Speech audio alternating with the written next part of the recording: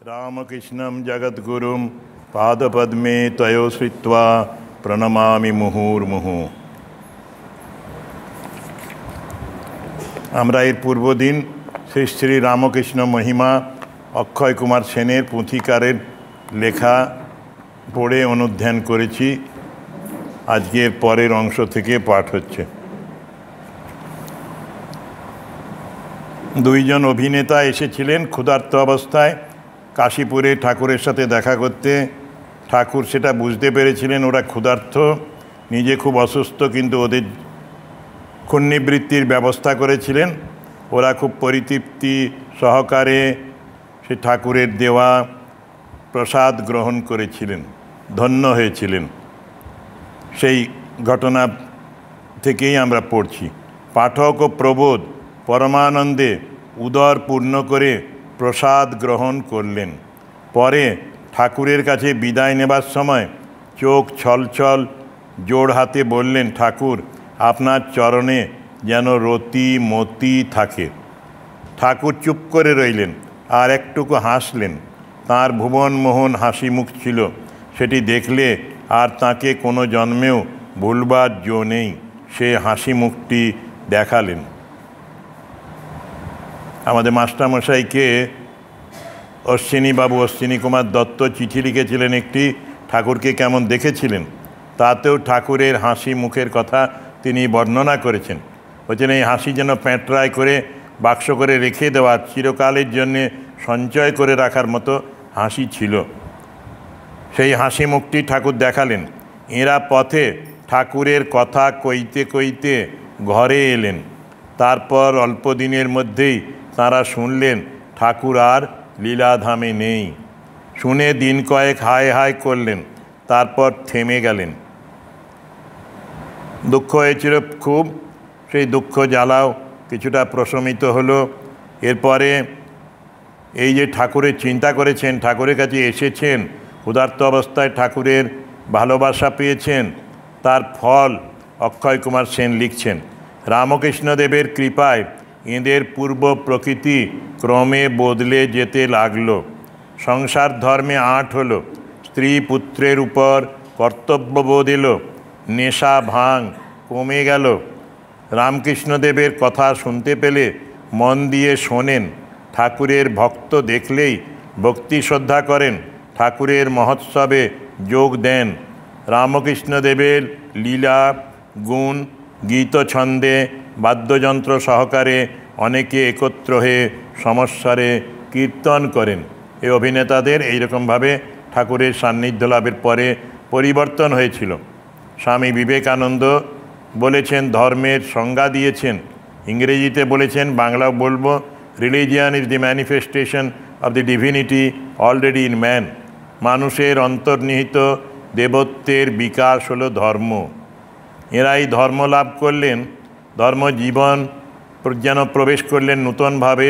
ঠাকুরের সাথে সাক্ষাৎকার করার পরে তাদের দেবত্বের বিকাশ হতে লাগলো।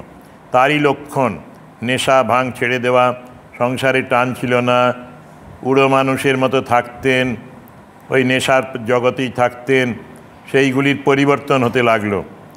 আর ঠাকুরের ভক্তদের প্রতি টান বেড়ে গেল। যে জন গৌরাঙ্গ ভজে সে হয় আমার প্রাণ রে, সেই রকমই আর ঠাকুরের কথা বলতে লাগলেন।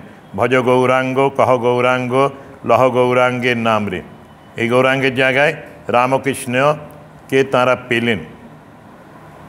আগেও আমরা এই স্বামীজির গান আছে এরকম, ওই ঠাকুরের কাছে আসছেন এরা, সে সময় বলছেন, প্রেম ধন বিলায় গোরা রায় তোরা কে নিবিরে আয়, প্রেমে শান্তিপুর হাবুডুবু নদে ভেসে যায়।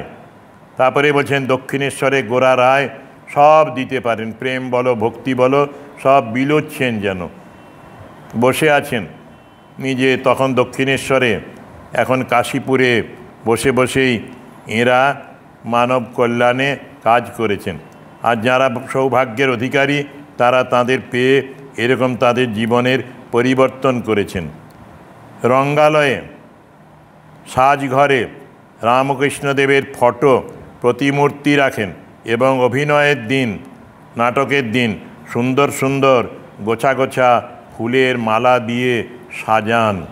যতবার সাজঘর থেকে রঙ্গমঞ্চে অভিনয় করতে আসেন ততবার ঠাকুরকে প্রণাম করেন। মেকআপের রুম থেকে এসে যখন রঙ্গালয়ে আসেন স্টেজে, তখনই ঠাকুরকে প্রণাম করে আসেন। অভিনেত্রীদের ঠাকুরকে ভক্তি করতে বলেন। পুরুষ অভিনেতারা মেয়ে অভিনেত্রীদের বলতেন, ঠাকুরকে ভক্তি করো, ঠাকুরের ছবিতে প্রণাম করো। মধ্যে মধ্যে একসঙ্গে ঠাকুরের গুণের কথা কন, ঠাকুরের গুণের কথা নিজেরা আলোচনা করেন। ক্রমে এই সৎসঙ্গের মতো ক্রমে ঠাকুরের উপর ভালোবাসা জন্মালো। এভাবে 12-13 বছর কেটে গেল। এখন তারা দেখলেন যে ঠাকুরটিকে তারা দেখেছেন, অর্থাৎ ওই 12-13 বছর আগে ঠাকুরের দেহত্যাগের আগে, যাকে এত ভক্তি করেন তিনি বড় সোজা ঠাকুর নন, একটা বড় কেউকেটাও নন। তাঁর মহিমা, কিন্তু তাঁর মহিমা দেশ বিদেশের লোকদিগকে স্তম্ভিত করে দিয়েছে। ইংল্যান্ড, আমেরিকা প্রভৃতি বড় বড় জায়গায় রামকৃষ্ণ নামের পতাকা উঠছে। 1886-তে ঠাকুর চলে গেলেন। 12-13 বছর মানে 98-99। স্বামীজি চিকাগো সফর হয়ে গেছে, ইউরোপ ভ্রমণ হয়ে গেছে। সেই সময়ে রামকৃষ্ণ নামের ধ্বজা পতাকা উঠছে। ওই বেদান্তের বাণী প্রচার করেছিলেন এরা ঠাকুরের সন্তানরা, অবেদানন্দজি, স্বামীজি, শরৎ মহারাজ, শশী মহারাজ আস্তে আস্তে গেলেন। এই সব এর ফলের কথা বলছেন। দলে দলে সাহেব বিবি ঠাকুরের লীলাস্থল দেখতে আসছে। ইংল্যান্ডের সর্বপ্রধান পণ্ডিত তাঁর জীবনী লিখছেন, ম্যাক্স মুলার, যার সাথে স্বামীজিও দেখা করেছেন। তাঁর বিষয়ে আন্দোলন করছেন। ঠাকুরের শিষ্যগণ বিশ্ববিজয়ী হয়ে উঠছেন, মানুষ যা করতে পারেনি সেই সব কাজ করছেন। সত্যি এরা কয়েকটি অল্প বয়সের ছেলে এই রকমের কাজ করছেন। স্বামীজির তখন বয়স 30 বছর হয়েছে যখন চিকাগো বক্তৃতায় গিয়েছিলেন। 1893 সাল, 63-তে জানুয়ারিতে জন্ম, 83 সেপ্টেম্বর থেকেই স্বামীজির পরিচিতি। তো সেই সাধারণ মানুষ এতটা করতে পারে না। মাঝে মাঝে একদিনে একাধিক বক্তৃতা দিয়েছেন, কি বলবেন ঠিক করতে পারছেন না। যাদের বাড়িতে থাকতেন তারা শুনতো কারোর সাথে যেন তিনি কথা বলছেন। পরে তিনি বলতেন, ঠাকুরই এসে আমাকে বলে দিতেন কি কি বলতে হবে আজকের বক্তৃতায়, কালকের বক্তৃতায়। স্বামীজি মাঝে মাঝে ভয় পেতেন, একদিনে এত আলাপ বা বক্তৃতা কিভাবে করব। ঠাকুর অভয় দিতেন। আমরা মায়ের কথা পড়ি, জানবে কেউ না থাক তোমার একজন মা আছেন। তেমনি গুরু, মাও ছিলেন, বাবাও ছিলেন, সবই ছিলেন। তিনি তার সন্তানকে সব সময় রক্ষা করেছেন।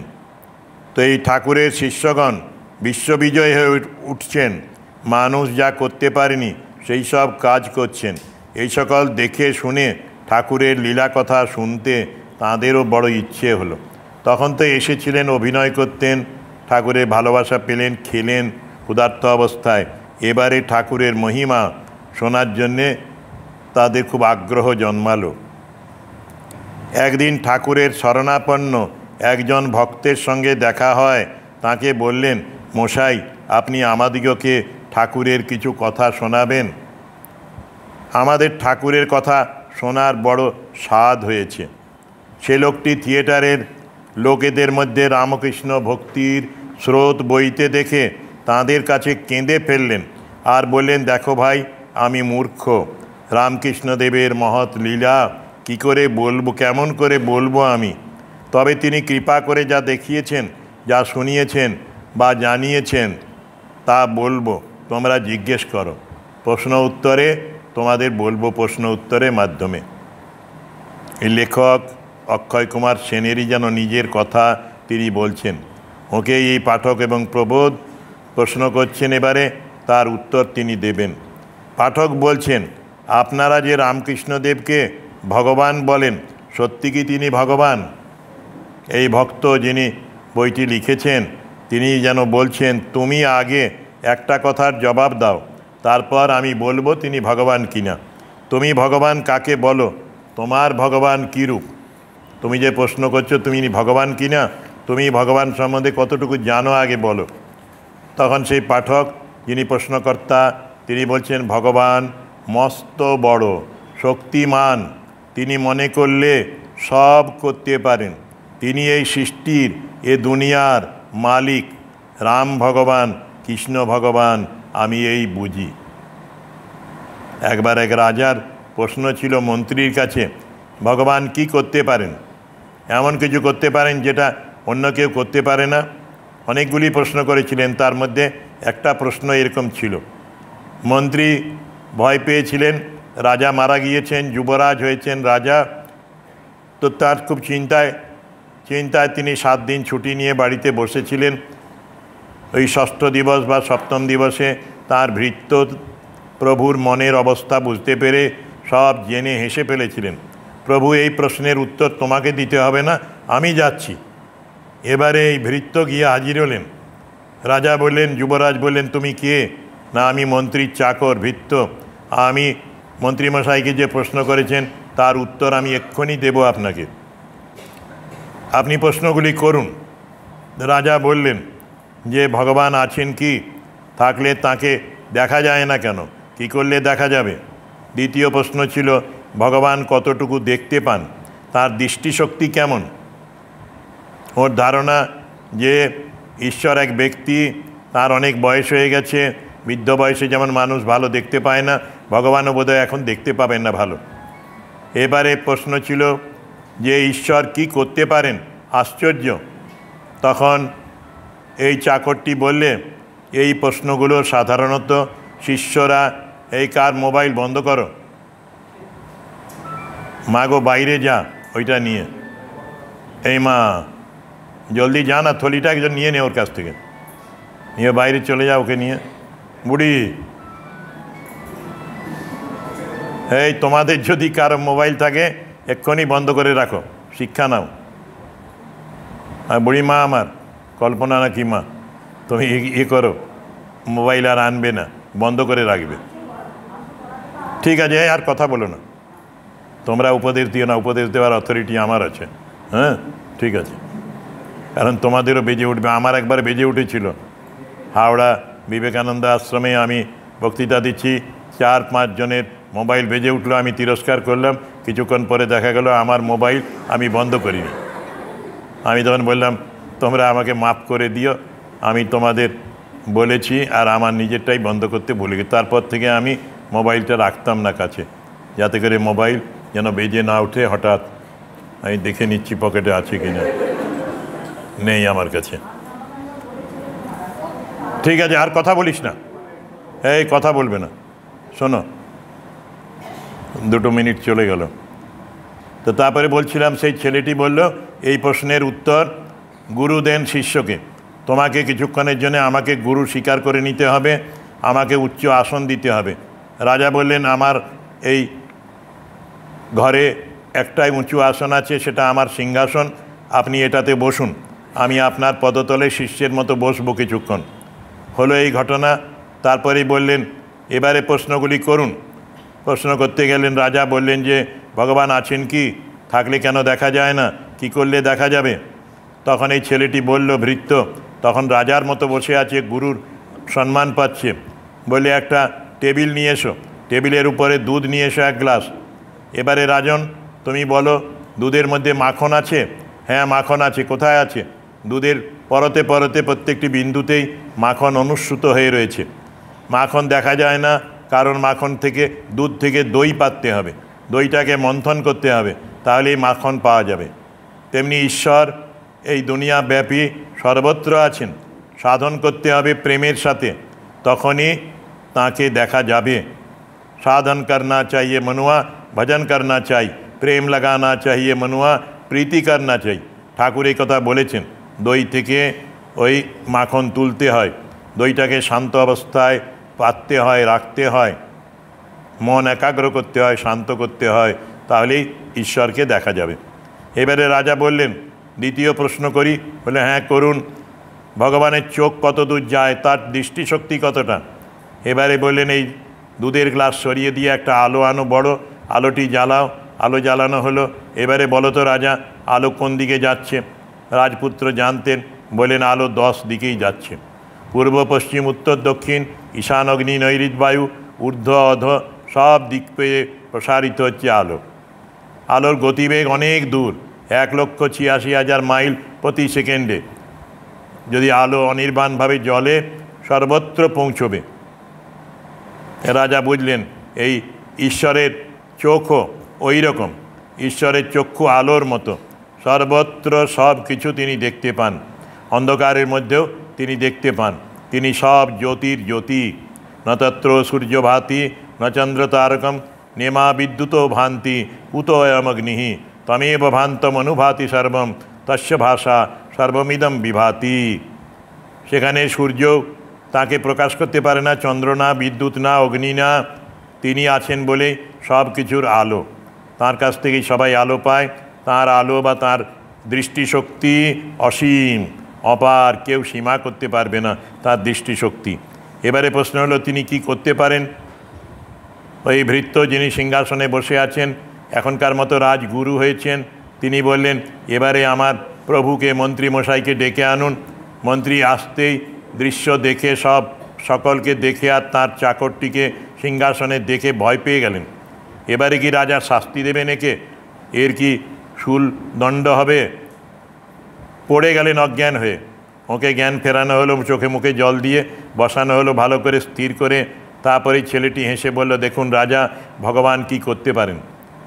পণ্ডিত মশাই, ওই মন্ত্রী খুব বড় পণ্ডিত, মন্ত্রী যদিও তিনি জ্ঞানী, কিন্তু তিনি আজকে এই দৃশ্য দেখে অবাক হয়েছেন।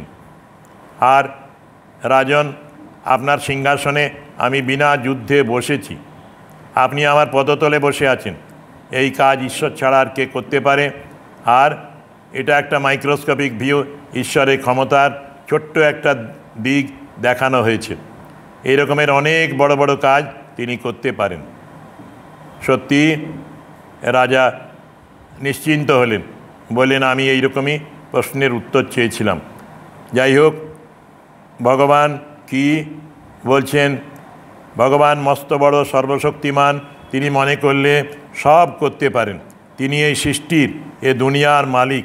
রাম ভগবান, কৃষ্ণ ভগবান, আমি এই বুঝি। ভক্ত বললেন, রামকৃষ্ণ দেবতাই। লেখক পাঠককে যেন বলছেন, পাঠক কই, আমরা কিছু বুঝতে পারিনি, আপনি বুঝিয়ে দিতে পারেন রামকৃষ্ণ যে ভগবান, তার প্রমাণ কি? ভক্ত অক্ষয় সেন যেন বলছেন, প্রমাণ রামকৃষ্ণ লীলা দর্শন ও তাঁর কৃপা। রামকৃষ্ণ মহিমা, রামকৃষ্ণ লীলা দর্শন, শ্রবণ, ওই পাঠ করা, এর মধ্যে দিয়েই ক্রমশ রামকৃষ্ণ লীলা প্রকটিত হবে। তাঁর কৃপা লাভ করলে রামকৃষ্ণ দেবকেও দেখা যাবে, পাওয়া যাবে, আর রামকৃষ্ণ মহিমাও উপলব্ধি করতে পারব। এ রামকৃষ্ণ ভগবান, ভগবানের যত বিকাশ প্রকাশ হয়েছে তার মধ্যে সর্বশ্রেষ্ঠ প্রকাশ। ভগবান যখন অবতার হয়ে আসেন তখন তাতে একটি লক্ষণ থাকে। সেটি কি তা জানো? অদ্ভুত একটা ব্যাখ্যা দিয়েছেন, তত্ত্ব এখানে পরিবেশন করেছেন। যে দেহে কোনো লক্ষণই থাকে না সেই হলো দেহধারী ভগবানের অবতার। ঠাকুরের কোনো ঐশ্বর্য ছিল না। লক্ষণ মানে ওই রকম যে তিনি খুব বড় পণ্ডিত হবেন, তিনি অনেক ইউনিভার্সিটির ডিগ্রিধারী হবেন, ডক্টরেট করা হবেন, তিনি খুব ভালো বলতে পারবেন, এই রকমের। তো সেই রকমের লক্ষণ, বিশেষত্ব ওরা আনেন না নিজের জীবনে। কাজ থেকে বোঝা যায় যেমন এদের পরিবর্তন হচ্ছে, অনেক মানুষের পরিবর্তন হচ্ছে, কিন্তু তিনি কোনো অ্যাডভার্টাইজমেন্ট করেন না, তার কোনো লক্ষণ দেখা যায় না। আমরা পৌরাণিক দেবতা, ওই নারায়ণের শ্রীবৎস চিহ্ন আর অঙ্কুশ চিহ্ন আর অনেক কিছু পায়ের ভেতরে চিহ্ন, গায়ে চিহ্ন, বুকের ভেতরে চিহ্ন, এইগুলো জানি। কিন্তু এই যে রামকৃষ্ণ অবতার, সাধারণত অবতাররা নিজে আত্মগোপন করে আসেন। কোনো চিহ্ন, কোনো লক্ষণ তাঁদের বাহ্য রূপের মধ্যে থাকে না। সেইটি অক্ষয় সেন বলছেন। তখন তাতে একটা লক্ষণ থাকে, সেটি কি জানো? যে দেহে কোনো লক্ষণই থাকে না সেই দেহধারী ভগবানের অবতার। অবতারে কোনো লক্ষণ পাওয়া যায় না। পরে বলবেন ঠাকুরের কথা। অবতার উপলব্ধি ও প্রত্যক্ষের বিষয়। অবতারকে উপলব্ধি করতে হবে। প্রত্যক্ষ মানে নিজে দেখতে হবে। তিনি প্রত্যক্ষ হলে, দৃষ্ট হলে, দর্শন করলে তাকে জানতে পারা যায় যে তিনি লক্ষণাতীত, এই লক্ষণযুক্ত, যে তিনি কোনো চিহ্ন নিয়ে আসেননি। তিনি একেবারে দরিদ্র ব্রাহ্মণের বেশে এসেছিলেন, পাগলের মতো সবাই ভাবত। সেই মানুষটি অবতার এসেছিলেন রামকৃষ্ণ রূপে। আমার ধারণা এই, পরেই বলছেন পরমহংসদেব অবতারের একটি লক্ষণ দিতেন, তা এই যে দেহে প্রেম ভক্তির বন্যা বয়ে যায়, যিনি রাত্রিদিন ঈশ্বর প্রেমে বিভল। বাহ্যিক কোনো স্ট্যাম্প নেই, কোনো রূপ নেই, কোনো ওই রকমের ছাপ নেই, কিন্তু এই ছাপ ছিল একটা। তার দেহের মধ্যে দিয়ে প্রেম ভক্তির বন্যা বয়ে যেত। যিনি রাত্রিদিন ঈশ্বর প্রেমে বিভল, তিনি দেহধারী ঈশ্বরের অবতার, তাকেই অবতার বলি। যতদিন ঈশ্বরকে প্রত্যক্ষ না পাওয়া যায় ততদিন এই লক্ষণ কেউ বুঝতে পারে না। যতদিন তার এই ঈশ্বর রূপটি প্রত্যক্ষ না করতে পারি ততদিন তাকে চেনা যায় না। তার লক্ষণ এই যে তিনি অবতার, তিনি যে ঈশ্বরের অবতার, রাত দিন ঈশ্বর প্রেমে বিভল, প্রেম ভক্তির বন্যা বয়ে যাচ্ছে তার মধ্যে, এই সব জিনিসগুলো আমাদের স্পর্শ করবে না। যেদিন তিনি দেখা দেবেন তখনই তাকে বোঝা যাবে। আরেকটি কথা বলতেন পরমহংসদেব, যে অবতার অচিনে গাছের মতো। কথামৃততে আছে, একরকম গাছ আছে, তার নাম অচিনে গাছ, যাকে কেউ চিনতে পারে না, বুঝতে পারে না। তার মানে কেউ তাকে চিনতে পারেনি। ওই দু একজন চিনতে পেরেছিল, চিনু শাঁখারি চিনতে পেরেছিলেন। তিনি তার ভিটেতে নিয়ে গিয়ে পুজো করে, মালা পরিয়ে, মিষ্টি খাইয়ে বলেছিলেন, তুমি অবতার, তুমি অনেক লীলা করবে, আমার বয়স হয়ে গেল, আমি সেই লীলা দেখতে পারবো না। তো সেই রকম তাকে কেউ চিনতে পারেনি। আবার তিনি পাহারাওয়ালার হাতের আঁধারে লণ্ঠনের উপমা দিয়ে বলেছেন যে তাকে চেনাও যায় এবং দেখাও যায়। পাহারাওয়ালা রাত্রিতে গলি ঘুজিতে পাহারা দেবার জন্য হাতে একটা লণ্ঠন রাখে, তাকে আঁধারে লণ্ঠন বলে। এই লণ্ঠনের এমন একটি গুণ যে যার হাতে থাকে সে ওই লণ্ঠনটি দিয়ে সকলকে দেখতে পায়। যার হাতে থাকে সে ওই লণ্ঠনটি দিয়ে সকলকে দেখতে পায়, কিন্তু তাকে কেউ দেখতে পায় না। তবে যদি পাহারাওয়ালা ওই লণ্ঠনটি আপনার নিজের দিকে ফিরিয়ে দেয় তাহলেই তাকে চেনা যায়। সেরকম নরদেহধারী সেই চৈতন্যময় ভগবান যে শক্তিতে নিজেকে লুকিয়ে রেখে গোটা জীব জীব জগৎ দেখছেন, যদি সেই চৈতন্য আলো দিয়ে নিজেকে দেখিয়ে দেন তাহলে মানুষ তাকে দেখতে ও জানতে পারে। পাহারাদারকে বলতে হবে, তোমার আলোটা একবার তোমার উপরে ধরো, তাহলে আমি তোমাকে ভালো করে দেখব। তুমি তো আমাদের দেখছো, আমাদের এত ভালোবাসছো, আমাদের কৃপা করছো, আমাদের ধন্য করছো, কিন্তু আমরা তো এখনও তোমাকে জানতে পারলাম না। তুমি তোমার ওই সার্চ লাইটটা তোমার দিকে ফেলো, আঁধারে আলোটা। তিনি যদি সেই চৈতন্য আলো দিয়ে নিজেকে দেখিয়ে দেন তাহলে মানুষ তাকে দেখতে ও জানতে পারে। ঠাকুর এইটি যাওয়ার আগে 1 জানুয়ারি 1886 ওই গিরিশ আদি ভক্তদের বললেন বিকেলবেলায় যে তোমাদের আশীর্বাদ করি তোমাদের চৈতন্য হোক। চৈতন্যের আলো সেদিন ওদের উপরে যেন দেখিয়েছেন। বলছেন, আমরা অনেকেরই বিবরণ শুনেছি যে ওরা ইষ্টের ধ্যান করতেন, তো সেই দিন থেকে জ্যোতির্ময় রূপে তাদের ইষ্ট দেবতাকে তারা দেখতে পেতেন, মন্ত্র উজ্জ্বল হয়ে দেখা যেত। এই রকমের চৈতন্যের আলো দিয়ে নিজেকে দেখিয়ে দেন, তাহলে মানুষ তাকে দেখতে ও জানতে পারে। এখানে তোমাদের একটা কথা বলি শোনো। অন্যান্য অবতারের মতো রামকৃষ্ণদেবকে চেনা বড় শক্ত। এতে তো রজের ঐশ্বর্য নেই, এতে আগাগোড়া শুদ্ধ সত্যের ঐশ্বর্য। সত্য রজ তম 3 গুণ। সত্যগুণে একটু প্রকাশের লক্ষণ থাকে, কিন্তু শুদ্ধ সত্য একবারে নিজেকে যেন ঢাকা দিয়ে রেখেছেন। রজের ঐশ্বর্য নেই, কর্মচঞ্চলতা নেই, দেখানোর মতো কিছু নেই, কেউ বুঝতে পারে না। দিন ভক্তভাবে সত্যের ঐশ্বর্য চেনা ও ধরা বড় শক্ত। শুদ্ধ সত্যের যে ঐশ্বর্য সেটি বোঝা ধরা বড় শক্ত, সাধনা না করলে হয় না। বেদান্ত শাস্ত্রে বারবার অধিকারীর কথা বলেছে, সাধন চতুষ্টয়ের কথা আছে, পড়লে আমরা পাবো বিবেক চূড়ামণি আদি গ্রন্থে। তো সেই রকম বললেন দিন ভক্তভাবে সত্যের ঐশ্বর্য চেনা ও ধরা বড় শক্ত। এখানে তো রাক্ষস বধের ধ্বংসও নেই, আর অঘাসুর বকাসুর তারকা পুতনাদির বধও নেই। কৃষ্ণ অবতারে যেগুলি আমরা দেখি, রামকৃষ্ণ অবতারে এইসব কিচ্ছু ছিল না। গিরিশ বলছেন একটা অস্ত্র ছিল, প্রণাম অস্ত্র। উনি ভক্তদের গিরিশকে দেখে বারবার নত হয়েছেন, করজোড়ে নমস্কার করছেন। গিরিশ আবার নমস্কার করছে, কিন্তু আগেই উনি একটা নমস্কার করে ফেলেছিলেন, ওকে আর হারাতে পারল না গিরিশ। বললেন এই প্রণামেও তিনি জয় করলেন আমাকে।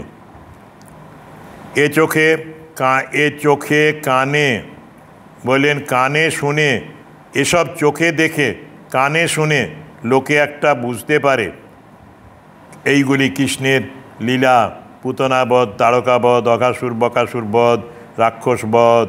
কিন্তু ঠাকুরের কাছে সত্যের ঐশ্বর্য এ চোখে কানে দেখা শোনা যায় না। স্বতন্ত্র চোখ কান চাই, আসলে অনুভবের চোখ কান চাই, উপলব্ধির চোখ কান চাই। সেই রকম যোগ্যতা অর্জন করতে হয়। এবার কি হলো জানো? এবার ভগবানের ভাণ্ডারের রত্নমণি, যে রত্নমণি অকুল অপার মহাসাগরের জলে লুকোনো ছিল, তাই লুট হয়ে গেল। রামকৃষ্ণদেব নিজের দেহ দিয়ে অগণ্য দুঃসাধ্য সাধন মন্থনে সেই সব রত্নমণি বের করে মুড়ি মুড়কির মতো জগতে বিলিয়ে দিলেন। তোরা কে কোথায় আছিস আয় বলে ডাক দিলেন।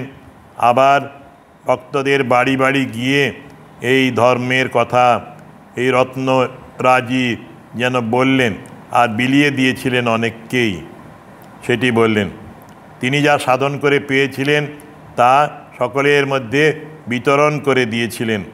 রামকৃষ্ণদেব এখন আমাকে যা দেখিয়েছেন, যা বুঝিয়েছেন, তাতে বেশ দেখতে পেয়েছি এবং বুঝতে পেরেছি যে তিনিই সেই ভগবান, ভগবানের অবতার, দুনিয়ার মালিক, সর্বশক্তিমান, সেই রাম, সেই কৃষ্ণ, সেই কালী, সেই অখণ্ড সচ্চিদানন্দ, মন বুদ্ধির অতীত, আবার মন বুদ্ধির গোচর। ঠাকুর আমাকে বুঝিয়ে দিয়েছেন এগুলি, তা নইলে আমারও বোঝার সাধ্য ছিল না। এই জন্য ভক্তপ্রবর বলছেন প্রশ্নকর্তাকে, পাঠককে, অভিনেতা যিনি 12-13 বছর আগে ঠাকুরের সান্নিধ্য পেয়েছিলেন, তার হাতে প্রসাদ খেয়েছিলেন, ক্ষুধার্ত অবস্থায় ক্ষুণ্ণিবৃত্তি করেছিলেন বন্ধু সমেত। তিনি বলছেন এই তাঁকেই অক্ষয় সেন ভক্ত হয়ে তিনি বলছেন, তিনি এখন বুঝতে পেরেছি তিনিই সেই ভগবান, ভগবানের অবতার। পাঠক নয়, অভিনেতা নয়, অভিনেতাকে বর্ণনা দিচ্ছেন, ভগবানের কথা চলছে। তিনি দুনিয়ার মালিক, সর্বশক্তিমান, সেই রাম, সেই কৃষ্ণ, সেই কালী, সেই অখণ্ড সচ্চিদানন্দ, মন বুদ্ধির অতীত, বাক্য মনাতীত, আবার মন বুদ্ধির গোচর, শুদ্ধ মন শুদ্ধ বুদ্ধির গোচর। তোমার আমার পক্ষে তাকে জানবার সহজ উপায় তাঁর লীলা দর্শন। লীলা তো আর এখন আমরা দর্শন করতে পারবো না, লীলার ধ্যান করতে পারবো তার জীবনী থেকে। এবং আমাদের মাঝে মাঝেই ওই এখানে বেলুড় মঠের রাস্তায় পাইপ গেটের আগে ডান দিকে ডিভাইন স্পোর্টস, তাঁর লীলার অনেক ছবি দেখানো হয়, তার সাথে বর্ণনাও আছে তাঁর লীলার। এইগুলি দর্শন মানস নেত্রে অবসর সময়ে দর্শন এগুলি করলেই অনেক আস্তে আস্তে আমরা ঠাকুরকে উপলব্ধি করতে পারবো। চারিধাম বলে একটা সুন্দর বই আছে, আগে আমাদের প্রেমেশানন্দজির লেখা এই বইটি সারদাপীঠ থেকে ছাপানো হতো, এখন উদ্বোধন কার্যালয় থেকে ছাপানো হয়। সেখানে এই ঠাকুরের লীলার কাহিনীগুলি গানের মাধ্যমে প্রেমেশ মহারাজ লিখেছেন, ছোট্ট বই পুস্তিকার মতো। দক্ষিণেশ্বর, কামারপুকুর, জয়রামবাটি, কাশীপুর এইসব তীর্থ নিয়ে সুন্দর লেখা এই লীলা দর্শনের উপায় এক্সিবিশনগুলি আর এই রকমের লেখাগুলি, কবিতাগুলি প্রেমেশ মহারাজের। পাঠক বলছেন লীলা, এবারেই সুন্দর প্রশ্ন করেছেন, লীলা শ্রবণই করা যায়, দর্শন করা যায় কী রকমে? দেখব কি করে? সত্যিই তো ঠাকুর নেই এখন, আমি লীলা কি করে দেখব? পাঠক এইটা বললেন। ভক্ত বললেন, তুমি যখন একাগ্র মনে ওই পথে যাবে তখন আপনিই বুঝতে পারবে। তুমি যদি রামকৃষ্ণ নাম করে পথ চলতে পারো জীবনে, সংসারে রামকৃষ্ণকে ঢুকিয়ে নাও এবং রামকৃষ্ণের চিন্তা করো, তাহলে আস্তে আস্তে এই লীলাও তুমি দেখতে পাবে। সত্যি দেখা যায়। ভক্ত বলছেন, আভাসে কথাটা কেমন জানো? একটি সুন্দরীর রূপবর্ণন শুনতে শুনতে একটি ভাবের উদয় হয়, তারপর ওই ভাব থেকে অন্তরে সুন্দরীর যেমন একটা ছবি ওঠে, তেমনি লীলা কথা শুনতে শুনতে লীলার ভাব ফুটে ওঠে, পরে ভাব থেকে লীলার ছবি ফুটে ওঠে। ছবি দেখা যায় মানস নেত্রে, হৃদয় মন্দিরে। ওই ছবি দেখতে পেলেই বুঝতে পারবে যে ওই লীলাটি যাঁর, তিনি কে। রামকৃষ্ণ লীলা ভক্তরা তোমরাও বুঝতে পারবে, যেন এই ভক্ত যে কাহিনী বলছেন অক্ষয় সেন, তাঁর মুখ দিয়ে আমরা শুনছি। এই ছবি দেখতে পেলেই মানস নেত্রে বুঝতে পারবে ওই লীলাটি যাঁর, তিনি কে। তিনি ভগবান, অবতার, এসবগুলি তোমাদের কাছেও প্রকাশ হয়ে যাবে। পাঠক বলছেন, যিনি প্রশ্ন করছেন, রাম অবতারে, কৃষ্ণ অবতারে কত শত আশ্চর্য ঘটনা আছে। যেমন কাঠ শোলা হলো, পাষাণী মানুষ হলো, গিরি গোবর্ধন ধরা হলো, কৃষ্ণ কালী হলেন, পুতনা মল্ল, কংসবধ হলো, গীতা বললেন। এখানে কি হবে? এখানে তো এইসব দেখিনি, শুনিনি। ভক্ত আগেও এই সম্বন্ধে একটু বলেছেন, উল্লেখ করেছেন মাত্র, এবারে আরও বিস্তারিত বলবেন। ভক্ত, এর চেয়ে অনেক বেশি বেশি হয়েছে। আজ পর্যন্ত কত অবতার হয়েছেন, তাঁরা সকলে মিলে যা করেছেন রামকৃষ্ণদেব সেসব করে তার উপর আরও কিছু নূতন করেছেন, কিছু বেশি করেছেন। তুমি যেসব অবতারের কথা বললে তাঁদের লীলা কথা শুনেছ, তাই তাঁদের ভগবান বলে বিশ্বাস হয়েছে। রামকৃষ্ণ লীলা শোনো, তাহলে রামকৃষ্ণদেব কি বুঝতে পারবে। তোমাদের রামে কৃষ্ণে যখন বিশ্বাস আছে, তখন রামকৃষ্ণ লীলাও সহজে বুঝতে পারবে। যিনি একটি অবতার বুঝেন, তিনি সব অবতারই বুঝেন বা বুঝতে পারবেন।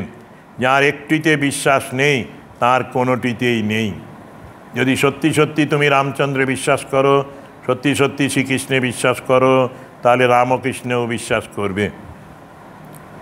সাগরে নিধিরত্ন যেমন জলের উপরে থাকে না, জলের ভিতরে থাকে, এবং খুব ডুব দিলে সেই সব রত্ন যেমন পাওয়া যায়, তেমনি রামকৃষ্ণ লীলা সাগরে ডুব দাও। ঠাকুর বারবার ডুব দাও ডুব দাও গান গাইতেন। ডুব ডুব ডুব রূপ সাগরে আমার মন, তলাতল পাতাল খুঁজলে পাবিরে প্রেম রত্ন ধন।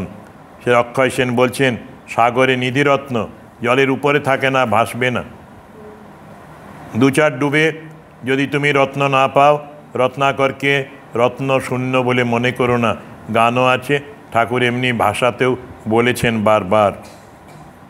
জলের ভিতরে থাকে রত্নরাজি, খুব ডুব দিলে সেই সব রত্ন যেমন পাওয়া যায়, ডুবরির মতো ডুবতে হবে, তেমনি রামকৃষ্ণ লীলা সাগরে ডুব দাও, নানা নিধি পাবে। আর তাকে রত্নাকর বলে জানতে পারবে। তিনি ওই রত্ন সমুদ্র, রত্নাকর, রত্ন আছে তার ভেতরে অনেক। বললেন, এবারে বলছেন পাঠক, আপনি যে বললেন সকল অবতার যা করেছেন রামকৃষ্ণদেব সেই সব করে আবার তার চেয়ে বেশি কিছু করেছেন, তাহলে আপনি কি বলেন রামকৃষ্ণদেব অন্যান্য অবতারের চেয়ে বড়? খুব স্বাভাবিক প্রশ্ন। ভক্ত বলছেন, সকল অবতারে সেই এক ভগবান, ভিন্ন ভিন্ন নামরূপ মাত্র এবং ভিন্ন ভিন্ন লীলা মাত্র, স্থান কাল এগুলি সব আলাদা আলাদা, কিন্তু ঈশ্বর এক, যিনি রাম, যিনি কৃষ্ণ, তিনি ইদানিং রামকৃষ্ণ। কিন্তু লীলাতে পার্থক্য থাকে। যখন যে লীলায় যা কাজ আবশ্যক হয়, প্রয়োজন হয়, তখন এক অবতার হয়ে সেই কাজ করেন। তাঁর প্রত্যেক অবতারে সব কাজ করার শক্তি থাকে, তবে সব কাজের আবশ্যক হয় না। তুমি তোমাদের রঙ্গালয়ের দৃষ্টান্তে বুঝে নাও। তোমাদের জনা অভিনয়ে অনেক চরিত্রের অভিনয় আছে, কিন্তু তুমি কেবল বিদূষকের চরিত্রটি অভিনয় করো। কিন্তু যদি রাজার, কি শিবের, কি গঙ্গারক্ষকের, কি অর্জুনের চরিত্র অভিনয় করতে হয়, তাহলে কি পারো না? পারো, তবে আবশ্যক হয় না। তেমনি সেই সর্বশক্তিমান ভগবান যে অবতারে যা দরকার সেই অবতারে তাই করেন। এই রামকৃষ্ণ অবতারে সব আদর্শ অবতারের খেলা দেখানো আবশ্যক হওয়ায় সব দেখিয়েছেন। তার আবার অবতারের মধ্যে ছোট বড় কি আছে? আমরা ছোট বড় বলি না, কিন্তু প্রকাশের দিক থেকে অনন্য। তিনি সবাই যা করেছেন সবগুলো মিলিয়ে তিনি করেছেন। এক একজন এক একটা ধর্মমত করেছেন, ধর্মে ডুব দিয়েছেন, সত্যকে উপলব্ধি করেছেন, প্রচার করেছেন। রামকৃষ্ণদেব সব ধর্ম সাধন করে বললেন, যত মত তত পথ। এরকম সব ধর্ম সাধন আর কোনো অবতার বা কোনো সিদ্ধ পুরুষের নেই। রামকৃষ্ণদেব তিনি সাধক অবস্থাতেই তার মাকে নিজের কাছে আশ্রয় দিয়েছিলেন দক্ষিণেশ্বরে। মায়ের মৃত্যু পর্যন্ত 12 থেকে 13 বছরের মতো রেখেছিলেন কাছে। আবার সহধর্মিণীকেও ত্যাগ করেননি, প্রয়োজন ছিল, লোকশিক্ষার জন্য প্রয়োজন ছিল, পুজো করেছিলেন তাকে। যাওয়ার আগে তিনি বলে গেলেন অদ্ভুত একটা কথা, পিতৃঋণ মাতৃঋণের মতো সতী স্ত্রীর প্রতি স্ত্রী ঋণও থাকবে পুরুষদের। এই রকমের অভিব্যক্তি, এরকম প্রকাশ, এইরকম ব্যঞ্জনা আর কোনো অবতারের প্রয়োজন হয়নি। সেই জন্যে আধুনিক কালের জন্যে এই শিক্ষা দিয়ে গেলেন। মাতৃভক্তির চূড়ান্ত, তার সন্তানরা দেশভক্তির চূড়ান্ত দেখিয়েছেন। তিনিও দরিদ্র মানুষকে এত ভালোবেসেছেন, এই প্রকাশ অন্য কোনো অবতারে প্রয়োজন ছিল না, তারা দেখাননি। কিন্তু রামকৃষ্ণদেব এইভাবেই সব অবতারের খেলা করে গেলেন, লীলা করে গেলেন। পরে বলছেন যে তেমনি সেই সর্বশক্তিমান ভগবান যে অবতারে যা দরকার সেই অবতারে তাই করেন। এই রামকৃষ্ণ অবতারে সব আদর্শ অবতারের খেলা দেখানো আবশ্যক হওয়ায় সব দেখিয়েছেন, সব করেছেন। তার আবার অবতারের মধ্যে ছোট বড় কি আছে? পাঠক এবারে প্রশ্ন করছেন আবার, আপনার কথায় তো বেড়ে মজা দেখছি। যেন কি দেখছি? রামকৃষ্ণদেব ভগবান, আমরা তাকে 12-13 বৎসর পূর্বে দেখেছি, ছুঁয়েছি, কই তাতে কি হলো আমাদের? ভক্ত, তাকে দর্শন করে কিছু হয়নি এমন কথা মনে আনতেনি। তোমাদের খুব হয়েছে, তবে বুঝতে পারছো না বটে। দুর্লভ জিনিস সহজে পেলে নিজেদের জিনিসের কিম্মত জানা যায় না। মানুষে তা জানতেও পারে না, তার মূল্যও জানতে পারে না, তার গুরুত্ব জানতে পারে না। মানুষেও তা জানতে পারে না, জানতেও পারে না। তোমাদের কি হয়েছে শুনবে? তোমরা ভববন্ধন থেকে মুক্ত হয়েছ, তার উপর তাঁর কৃপা পেয়েছ। রামকৃষ্ণদেবের মহৎ লীলা শুনতে লালায়িত হয়েছ, আবার সকলের সার তাঁর স্বরূপ জানতে ব্যগ্র হয়েছ। মানুষের ভাগ্যে এর চেয়ে আর কি হয়? ঈশ্বরীয় কথা শ্রবণ, ঈশ্বর দর্শন মনুষ্য জীবনের প্রধান উদ্দেশ্য। মানুষ কামকাঞ্চনের দাস, কামকাঞ্চনের জন্য লালায়িত, তোমরাও বরাবর তাই ছিলে। আজ যে কর্মের ফলে ভগবৎ পাদপদ্মে অনুরক্ত হয়েছ, সেই কর্মটি রামকৃষ্ণ দর্শন। এখন এলেন রামকৃষ্ণ দর্শন, বলা হচ্ছিল সেই রকমই। তাই পাঠক আবার বলছেন, আমরা রামকৃষ্ণদেবকে 12-13 বৎসর পূর্বে দর্শন করেছি, কিন্তু এখনও যেমন তার কথা শুনতে, তার শ্রীমূর্তি ফুল দিয়ে সাজাতে মনে হচ্ছে, এমন এতদিন হয়নি কেন? ভক্ত বলছেন, এর উত্তর রামকৃষ্ণদেব বলতেন, একটি বাড়ির কার্নিশে বীজ তোলা ছিল। কালক্রমে অনেক বৎসর পরে বাড়িটি ভূমিসাৎ হলো। তখন ওই বীজ তাত বাত পেয়ে আঁকুড়ে উঠল। তোমাদেরও তাই ভাই, এখন সময় হয়েছে, ফল সময় সাপেক্ষ। অঙ্কুরিত হতে শুরু করেছে বীজটা, সময়ে 12 বছর পরে তোমাদের জীবনে ফলতে শুরু করেছে। পরেই পাঠক বলছেন, আপনার কথা শুনে আমাদের খুব আশা ভরসা হচ্ছে, আর মন প্রাণ শীতল হয়ে যাচ্ছে। ভক্ত বললেন, এ আমার কথা নয়, আমি যা বলছি সব সেই জগৎগুরু রামকৃষ্ণদেবের কথা। আমার মুখ দিয়ে বেরোচ্ছে মাত্র। ছাদে বাঘের মুখ থাকে, রেন ওয়াটার পাইপ, বৃষ্টি হলে লোকে বলে বাঘের মুখ দিয়ে জল পড়ছে, কিন্তু সে বাঘের মুখের জল নয়, সে আকাশের জল। আমার নিজের কথা, শক্তি বুদ্ধি কিছুই নেই, সব তাঁর। এই নিরভিমানিত্ব, নিরহংকার ভাব এই মানুষটির ছিল। সেজন্যই বলছি, না আমার কথা তো বলছি না ভাই, ঠাকুরের কথাই তোমাদের বলছি। গঙ্গা জলেই গঙ্গা পূজা হচ্ছে। রামকৃষ্ণদেবের একটি অভয়দাতা নাম আছে, সে নামের মহিমায় তোমাদের আশা ভরসা বাড়ছে। রামকৃষ্ণদেব আনন্দময়, তাঁর লীলা কথায় আনন্দ স্রোত বয়, তাই তোমাদের আনন্দ হচ্ছে। তোমরা ভাগ্যবান, তাকে প্রত্যক্ষ দর্শন করেছ, তাকে স্পর্শ করেছ। যার বাড়া নেই, তার মহাপ্রসাদ ধারণ করেছ। তোমাদের তো লীলা কথা শুনে আনন্দ হবেই। তাঁর লীলা কথা শ্রবণ কীর্তনের এমন গুণ যে যদি অতি বদ্ধজীব শোনে কি কীর্তন করে, সেও আনন্দ সাগরে ভাসতে থাকবে।